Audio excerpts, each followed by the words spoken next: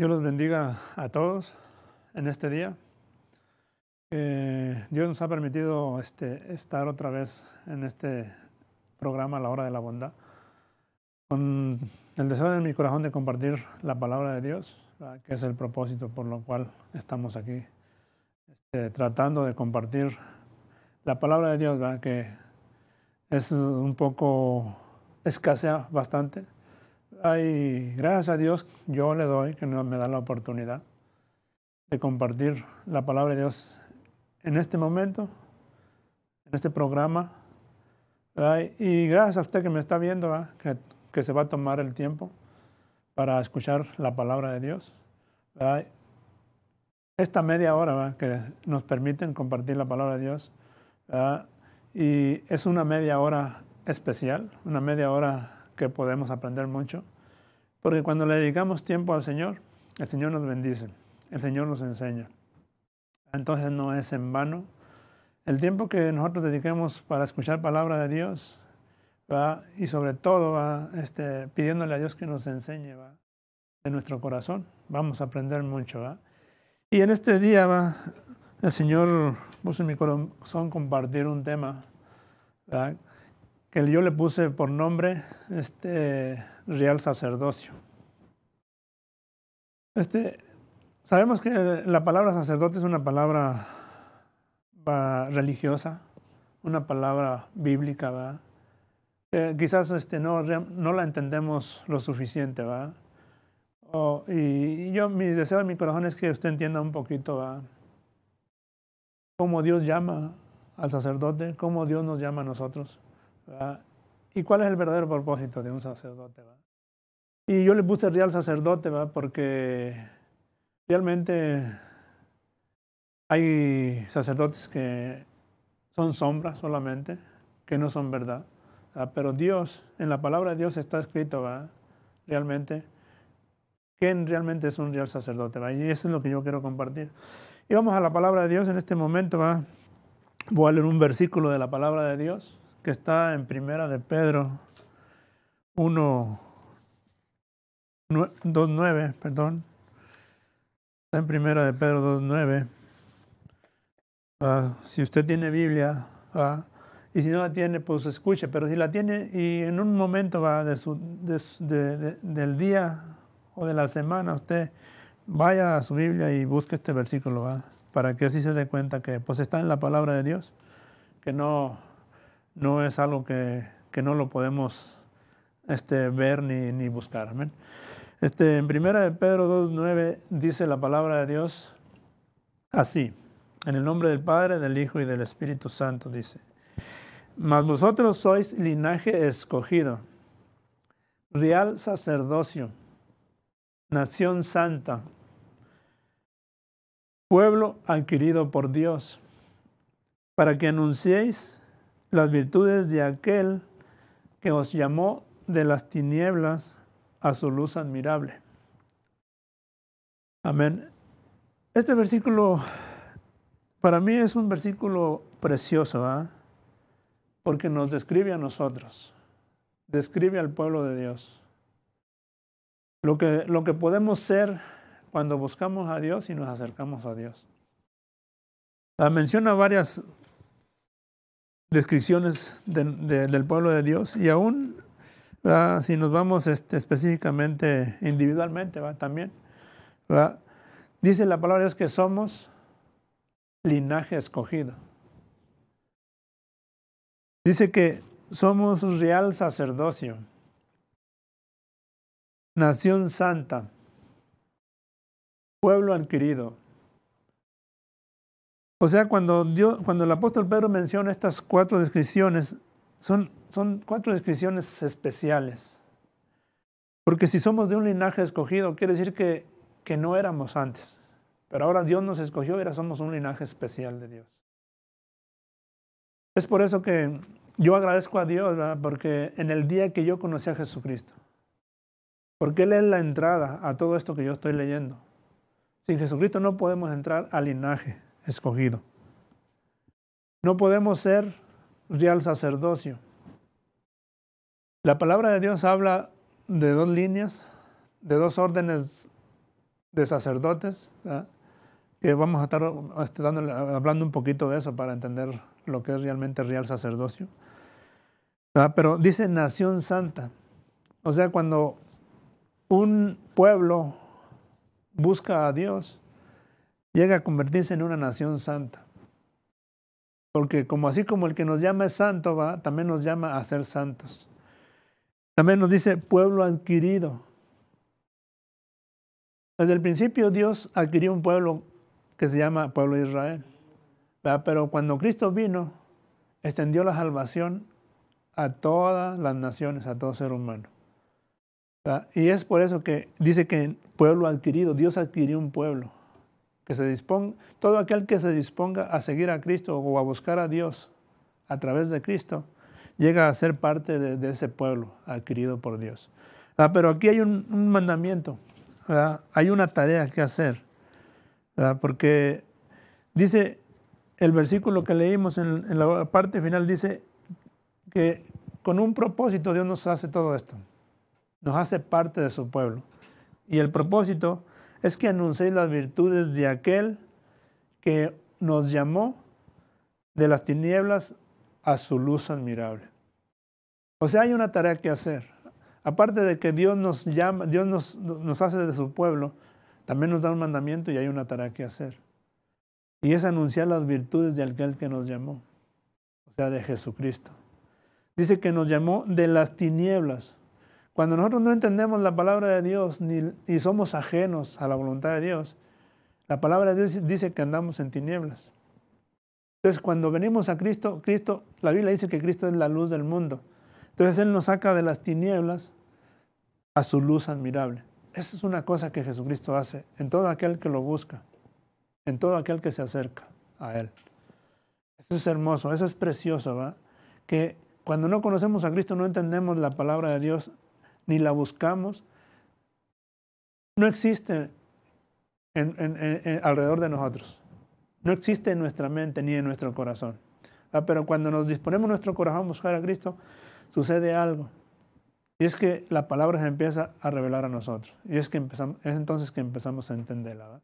Entonces, Dios nos llama que somos su pueblo adquirido por Dios, pero tenemos un propósito aquí en la tierra. Y es anunciar las virtudes de aquel que nos llamó, de Jesucristo. Y si nos vamos a las virtudes, a hablar un poquito de las virtudes de Cristo, son muchísimas. Porque sabemos que Jesucristo fue un hombre virtuoso. Fue un hombre que la Biblia dice que era Dios y dejó su deidad y se hizo hombre por amor a nosotros. Una de las virtudes de Jesucristo es el amor, sin lugar a dudas. Y él quizás para mí va, a lo mejor para usted es otra, ¿va? Pero para mí es la virtud más grande de Jesucristo. Porque la palabra de Dios dice, ¿va?, que nadie tiene mayor amor que que el que da su vida por sus amigos. Cuando yo entendí, ¿va?, que Jesucristo, la función, el propósito de Él fue venir a morir por nosotros, ¿va? Y cuando yo leí este versículo me di cuenta que todo lo hizo por amor a nosotros. La Biblia dice que todo hombre estaba condenado sin perdón, pero cuando vino Cristo, entonces entró la esperanza, entró el perdón de pecados, y es cuando nosotros entonces empezamos a conocer a Dios realmente, el amor de Dios. Y esa es una de las virtudes más grandes que para mí fue la más importante y la que me tocó, el amor de Dios.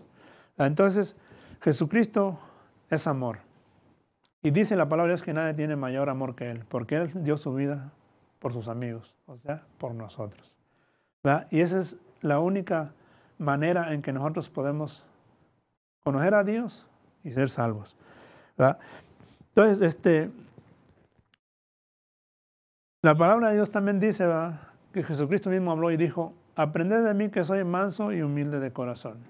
Ahí podemos ver dos virtudes más de Jesucristo, ¿verdad? Entonces, todas estas cosas preciosas y hermosas de la persona de Jesús es lo que nosotros tenemos que dar a conocer.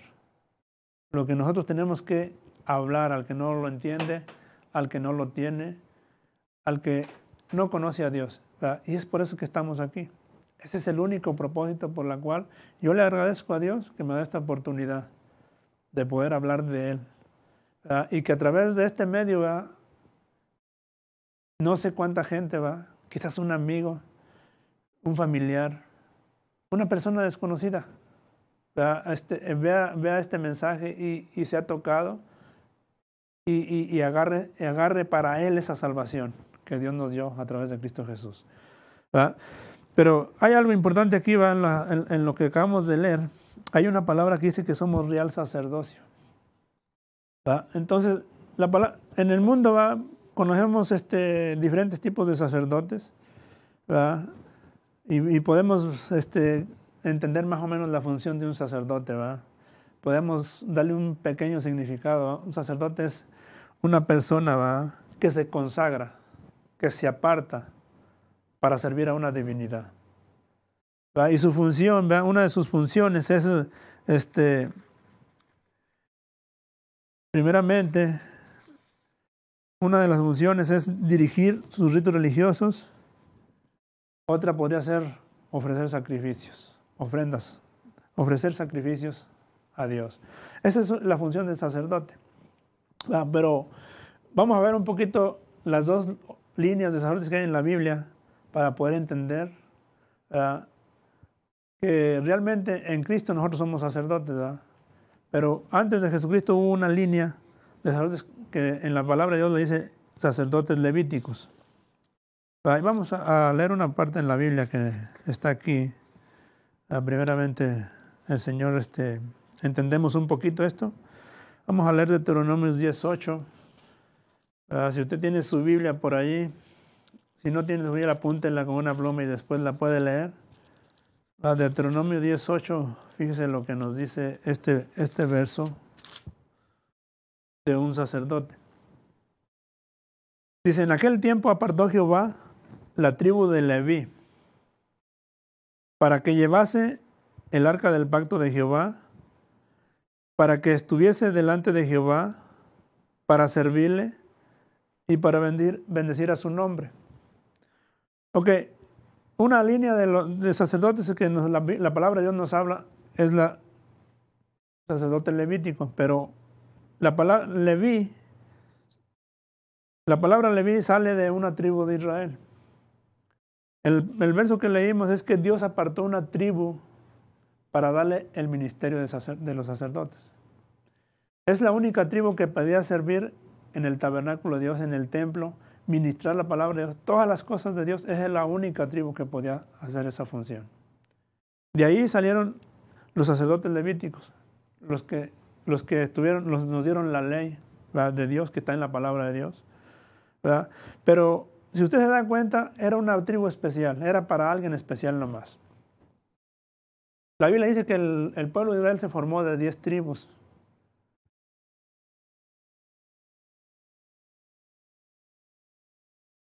Y vemos que de todas las tribus de Israel, Dios escogió a una para que ejerciera esa función.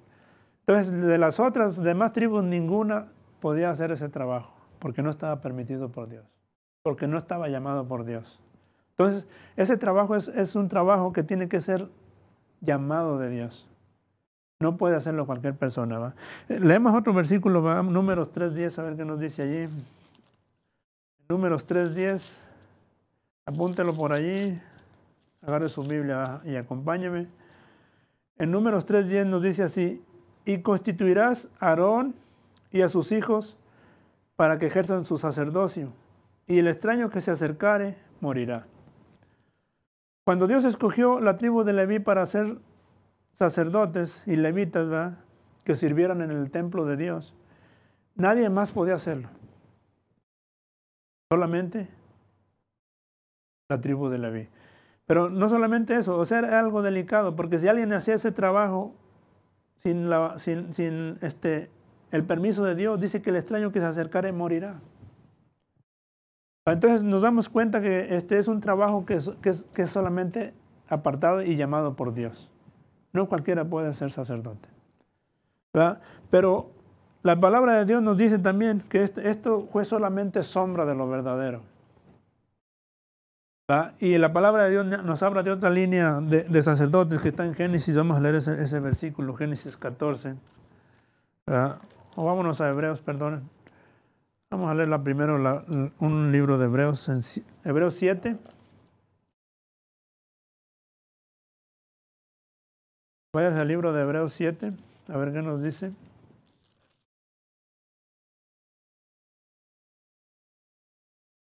Y dice así, dice, aquí en el versículo, en el capítulo 7, verso 1, nos habla de otra línea de sacerdotes, que es la línea de Melquisedec.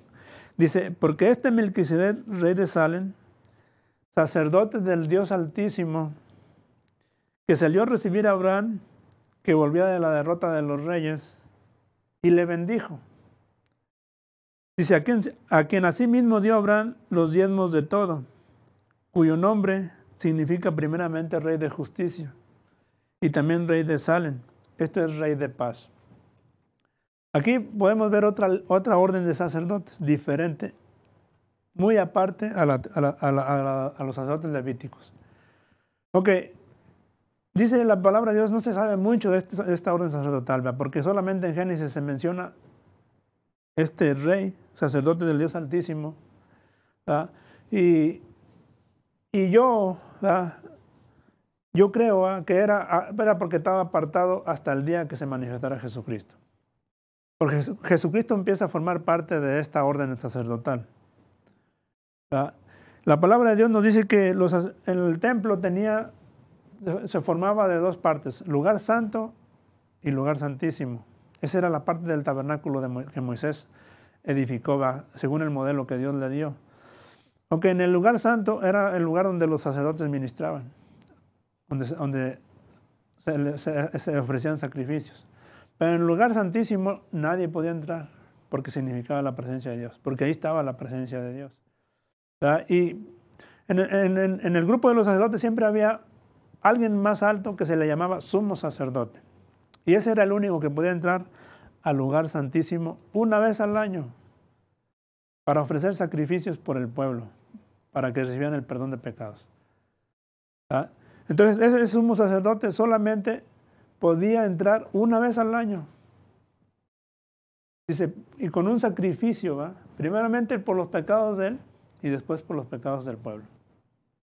Ese eran los ritos del primer orden sacerdotal que está escrito en la Biblia, ¿verdad? Pero la palabra de Dios dice que hubo otra línea de sacerdotes que se llama Melquisedec, y ahí entra Jesucristo como sumo sacerdote, ¿verdad? Y Cristo como sumo sacerdote, ¿verdad?, sabemos que el sumo sacerdote era el único que podía entrar al lugar santísimo una vez al año, aunque Cristo viene como sumo sacerdote en nuestras vidas.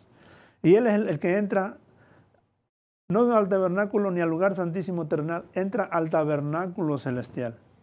Y no con sangre ajena de un macho o de un cordero, sino con su propia sangre, ¿verdad? Y ese sacrificio que Él hace, ¿verdad?, nos hace aceptos. Y no solamente eso, nos perfecciona. Nos perfecciona porque es la sangre de Cristo. Un cordero sin mancha y sin arruga, sin defecto. Ese es el sacrificio que Cristo hizo. Entonces, si nos damos cuenta, ¿va?, hay otra orden superior a la primera orden sacerdotal. Y a esa orden de sacerdotes es a la que nosotros pertenecemos. Cuando usted se acerca a Dios a través de Cristo, usted automáticamente entra como sacerdote a formar parte del real sacerdocio.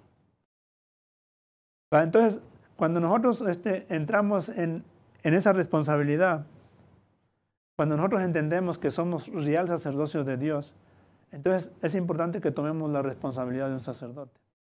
El sacerdote está llamado para administrar las cosas de Dios. Como sacerdote usted puede enseñar a sus hijos. Usted está llamado primeramente a enseñar a sus hijos, a administrar a sus hijos. O sea, tiene la responsabilidad, tiene también el privilegio, porque para mí es un privilegio poder hablar de Dios.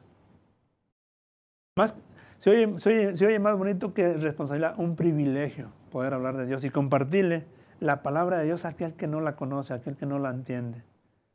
¿Verdad? Pero lo más hermoso es cómo podemos enseñar a nuestros hijos. Porque el sacerdote, ese es el ministerio del sacerdote. Enseñar a sus hijos la palabra de Dios. Traer ofrendas de alabanza delante de Dios. Entonces, algo que yo quiero que entiendan esta tarde es que realmente en Cristo cuando usted se acerca a Dios a través de Cristo, usted automáticamente entra como sacerdote. Y no así nomás en seco, no, dice real sacerdote. Porque el sacerdote levítico era solamente sombra de lo verdadero. Y ahora nosotros entramos realmente en el verdadero sacerdocio, que es en Cristo. Donde nosotros somos sacerdotes y Jesucristo es nuestro sumo sacerdote, centrado a la diestra de Dios, intercediendo por nosotros. Ahora, pero es importante que nos demos cuenta, ¿verdad?, que para poder llegar a ser sacerdote, a través de Cristo, hay necesidad de un pacto. No es nomás así. Cuando Jesucristo vino, el propósito de Dios era hacer un pacto con el hombre, de salvar al hombre a través de Jesucristo. Pero cuando la Biblia de Dios habla de un pacto, se refiere a que vamos a hacer ciertas promesas, tanto Dios como nosotros, ¿verdad? Entonces, para que usted sea partícipe de estas bendiciones, usted necesita hacer un pacto con Jesucristo. Primeramente va a acercarse a Dios a través de Jesucristo. Entonces, cuando usted hace ese pacto con Dios, ¿verdad?, y cree en Jesucristo, ¿verdad?, que Él derramó su sangre por nosotros, porque éramos pecadores y no teníamos esperanza. Entonces, la bendición de Dios empieza a fluir en su vida. Porque usted entra al pacto, donde Dios promete bendecirle, donde Dios promete salvarle. Y Dios no es hombre para que mienta, ni hijo de hombre para que se arrepienta. Si Él lo dijo, lo va a hacer. Y yo con esto le digo por experiencia, ¿verdad? Tengo más de 20 años sirviéndole, acercándome a Dios. Y Él solamente me ha dado bendición. ¿Por qué? Porque un día tocó mi corazón, ¿verdad?, y decidí hacer un pacto con el Señor, donde reconocía a Jesucristo como mi Señor, como mi Salvador, donde reconocía a Jesucristo como mi sumo sacerdote. Dice la palabra de Dios que es mi sumo sacerdote, sentado a la diestra del Padre, intercediendo por mí. Cuando yo conocí esas promesas, esas bendiciones, dije, no voy a encontrar otra oportunidad más grande que esta. No voy a encontrar algo que se asemeje a lo que Dios me está ofreciendo y a lo que Dios me está dando, la vida eterna. Entonces, como yo, muchos pueden dar testimonio, ¿verdad?, de que un día conocieron a Jesucristo, hicieron un pacto con Dios y la bendición de Dios fluyó, porque es especial, es maravillosa. Entonces, mi deseo es hacerle entender que usted tiene en sus manos una bendición grande, una bendición preciosa, ¿verdad?, que lo único que necesita es hacer un pacto con Dios. Vamos a leer 2 versos ya para terminar. Mejor pacto, en Hebreos 7, 20 y 28, allí mismo, lo que nos ofrece Dios a través de Jesucristo. Dice que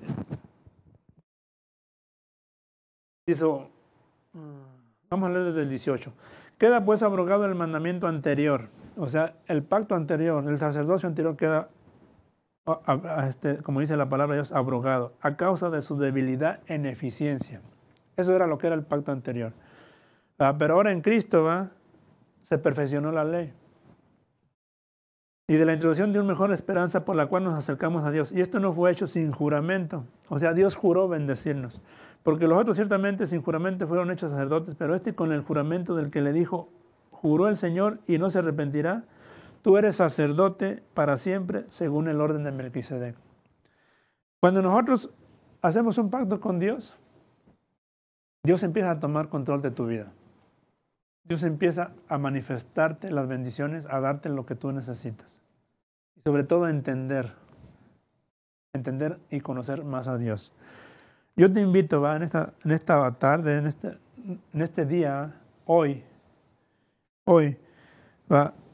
Te invito, ¿va? Que tomes para ti esas promesas de Dios, esta bendición de Dios.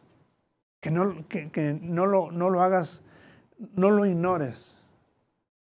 Porque oportunidades de Dios sobre el hombre puede haber muchas o puede haber pocas. Y quizás sea la última que Dios te ofrece. En Hebreos 8:6 dice, pero ahora tanto mejor ministerio es el tuyo, porque cuanto es mediador de un mejor pacto establecido por Dios y mejores sobre mejores promesas. Dios te promete salvar, Dios promete bendecirte. Acércate a Dios a través de Jesucristo.